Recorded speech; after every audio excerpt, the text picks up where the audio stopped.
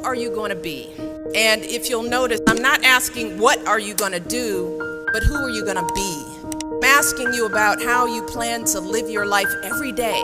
How are you going to respond when you don't get that job you had your heart set on? For all of you who are going to be teachers, what are you going to do if the students in your class next year just don't respond to your lessons? For all of you going into business, how will you react when your boss gives you a goal that feels way too high? See, these are the moments that define us. Not the day you get the promotion, not the day you win Teacher of the Year, but the times that force you to claw and scratch and fight just to get through the day. The moments when you get knocked down and you're wondering whether it's even worth it to get back up. See, those are the times when you've got to ask yourself, who am I going to be? And I want to be clear, this isn't just some vague platitude about building character. In recent years, we've actually been seeing a growing body of research that shows that skills like resilience and conscientiousness can be just as important to your success as your test scores or even your IQ.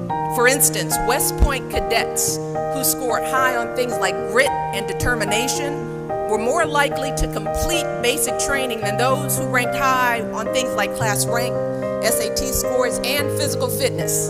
So what we're seeing is that if you're willing to dig deep, if you're willing to pick yourself up when you fall, if you're willing to work until your weaknesses become your strengths, then you'll develop a set of skills that you can mold and apply to any situation you encounter, any job you might have, any crisis you might confront. But you got to make that choice. And let me just share just a little secret before I end.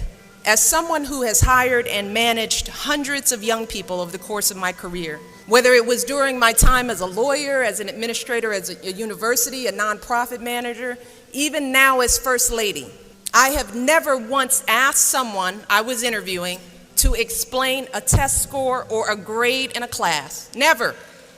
I have never once made a hire just because someone went to an Ivy League school instead of a state school. Never. What I have looked for is what kind of person you are. Are you a hard worker? Are you reliable? Are you open to other viewpoints? Have you stepped outside of your own self-interest to serve others? Have you found a way to serve our country, whether in uniform or in your community?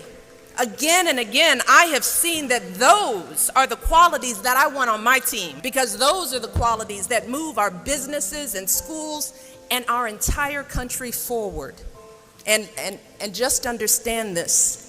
Those are the qualities that you all already embody.